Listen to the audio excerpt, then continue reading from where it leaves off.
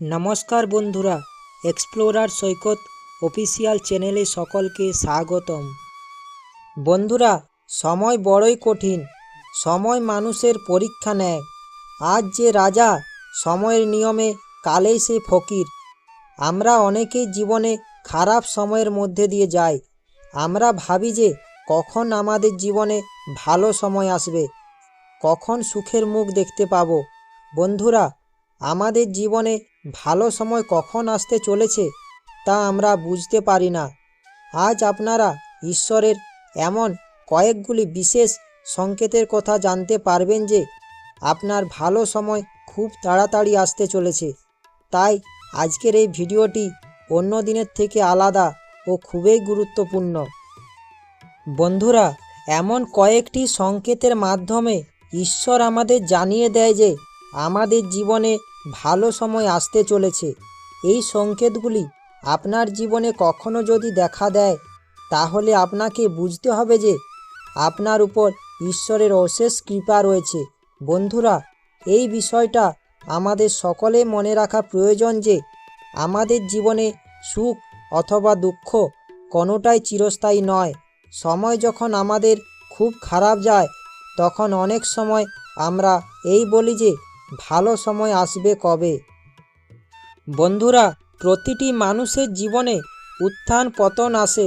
সময়ের সঙ্গে সঙ্গে নানা পরিস্থিতি ঘটতেই থাকে। সময়ের চেয়ে শক্তিশালী আর কিছুই নেই। জীবনে অনেকেই ধনী থেকে আরও ধনী ও গরিব থেকে রাজা হতে দেখা যায়। যখনই আপনার জীবনে একটি বড় পরিবর্তন ঘটে বা বড় কোনো পরিবর্তন আসতে চলেছে, তার আগে নানাভাবে ইঙ্গিত পাওয়া যায়। ঈশ্বরের কাছ থেকে এমন কিছু সংকেত পাওয়া যায় যে ঈশ্বর আপনাকে ভবিষ্যতের জন্য ভালো কিছু ভেবে রেখেছেন। বড় বদল আসার আগে কি কি ইঙ্গিত পাওয়া যায় সেগুলি হলো, বন্ধুরা, ভালো সময় আসার আগে প্রথমেই ঈশ্বর যে সংকেত আমাদের দেন তা হলো আমরা অনেকেই রাত্রে স্বপ্ন দেখে থাকি। স্বপ্নে আপনি যে বিষয়টি দেখলেন তা যদি আপনি সম্পূর্ণ মনে রাখতে সক্ষম হন, তাহলে আপনার জীবনে ভালো সময় আসতে চলেছে। আর যদি স্বপ্নের ঘটনাটি আপনার জীবনের সঙ্গে একেবারে হুবহু মিলে যায়, অর্থাৎ সত্যি সেই ঘটনাটি ঘটে থাকে, তাহলে সম্পূর্ণ নিশ্চিত হয়ে যান যে ভগবান আপনার সঙ্গেই রয়েছেন এবং তিনি সর্বদা আপনাকে লক্ষ্য রাখছেন। এই সময় অবশ্যই আপনি ঈশ্বরকে স্মরণ করুন এবং তার প্রতি আস্থা রাখুন। দ্বিতীয় সংকেতটি হলো, এই রকম অনেক সময় দেখা যায় যে আমরা বিভিন্ন সময়ে নানা ধরনের সিদ্ধান্ত গ্রহণ করে থাকি। এই রকমে আপনি হঠাৎ একটি সিদ্ধান্ত নিলেন এবং সিদ্ধান্তটি সঠিক হলো। এই রকম বিষয় যদি আপনার জীবনে বারবার ঘটে থাকে, তাহলে আপনি সম্পূর্ণ নিশ্চিত হয়ে যান যে ঈশ্বর আপনার সঙ্গেই রয়েছেন। আপনার প্রতি ঈশ্বরের অগাধ কৃপা রয়েছে। তৃতীয় সংকেতটি হলো, বন্ধুরা, আপনারা অনেকেই আছেন যাদের ঘুম থেকে ওঠার আগে চোখ খুলে যায়। যদি আপনার প্রতিদিন ব্রহ্ম মুহূর্তে অর্থাৎ ভোর 3টে থেকে 5:30 সময় ঘুম ভেঙে যায়, তাহলে আপনার জীবনে একটি বড় পরিবর্তন আসতে চলেছে বলে ইঙ্গিত দেওয়া হয়। তার মানে আপনি জীবনের সঠিক পথ পেতে চলেছেন। ভালো কিছু ঘটতে পারে, এটা তারই ইঙ্গিত এবং ঈশ্বর আপনাকে বার্তা দিচ্ছেন। চতুর্থ সংকেতটি হলো, আপনি খুব খারাপ অবস্থার মধ্যে দিয়ে যাচ্ছেন, তবুও আপনি কারো কোনো ক্ষতি চাইছেন না। আপনি সর্বদা ইতিবাচক চিন্তা ভাবনা করছেন। আপনার ক্ষতি সাধনের চেষ্টা অপর কেউ করলেও তার ক্ষতি আপনি চাইছেন না। এই রকম ভাবনা যদি আপনার মধ্যে কাজ করে, তাহলে এর দ্বারা বোঝা যায় যে আপনার উপর ঈশ্বরের বিশেষ কৃপা রয়েছে, আর এটি হলো ঈশ্বরের বিশেষ সংকেত। পঞ্চম সংকেতটি হলো, অনেক সময় আপনি হঠাৎ খুশি হয়ে চলেছেন। নানা কারণে আপনি খুশি হচ্ছেন। এর মানে আপনার বোঝা উচিত যে ঈশ্বর আপনাকে কিছু ভালো লক্ষণের আভাস দিচ্ছেন। একইভাবে ঈশ্বর আপনাকে বার্তা দিচ্ছেন, খুব শীঘ্রই আপনার জীবনে সুখের মুহূর্ত আসতে চলেছে। অনেক দিন পর সুখ অনুভব করতে পারছেন। আপনি আপনার জীবনে যত দুঃখ দেখেছেন খুব তাড়াতাড়ি শেষ হবে। এই সময়ে আপনার মন খুশি থাকবে। এই সময় আপনি ঈশ্বরকে ধন্যবাদ জানাবেন। বন্ধুরা, ষষ্ঠ সংকেতটি হলো, আপনারা যতই ব্যস্ত থাকুন না কেন, ঈশ্বরের পূজার জন্য সারাদিনের হাজার কাজের মাঝেও একটু সময় বার করেন। এছাড়াও হিন্দু গৃহস্থের প্রতিটি বাড়িতে ভগবানের জন্য একটি আলাদা জায়গা রাখা হয়। অনেকেই পৃথকভাবে একটি ঠাকুরঘর তৈরি করেন, আবার অনেকে নিজেদের শোবার ঘরের পাশে একটু জায়গা নির্বাচন করে ভগবানকে সেখানে প্রতিষ্ঠা করেন। আমরা বাড়ির সুখ শান্তি মঙ্গল কামনার জন্য ভগবানের পূজা করে থাকি, কিন্তু আপনি কি জানেন যে আপনি যখন পূজা করছেন সেই সময়ও ভগবানের সংকেত প্রদানের মাধ্যমে জানিয়ে দেয় যে তিনি আপনার সঙ্গে আছেন নাকি নেই। বন্ধুরা, যখন কোনো ব্যক্তি ভগবানের পূজা অর্চনা করেন তখন নিশ্চয়ই প্রদীপ জ্বালিয়ে থাকেন।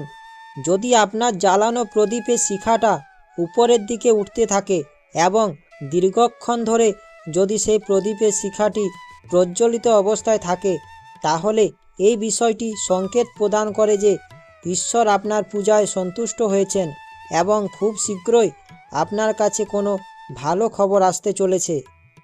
সপ্তম সংকেতটি হলো, যদি প্রতিদিন গরু আপনার বাড়িতে আসে বা আপনার কাছে খাবারের জন্য চলে আসে, তাহলে তা শুভ লক্ষণ বলে মনে করা হয়। এছাড়াও যদি বাড়িতে পাখি বা অন্য প্রাণী বাসা তৈরি করে, তবে তা শুভ লক্ষণ মনে করা হয়। এছাড়াও যদি আপনার বাড়ির চারপাশে পাখির কিচিরমিচির দিন দিন বাড়তে থাকে, তবে সেই শুভ সময় খুব শীঘ্রই আপনার জীবনে ইতিবাচক পরিবর্তন আনতে চলেছে। বন্ধুরা, অষ্টম সংকেতটি হলো, আপনার বাড়িতে কোনো শিশুর জন্ম হয় তবে শুভ সংকেত মনে করা হয়।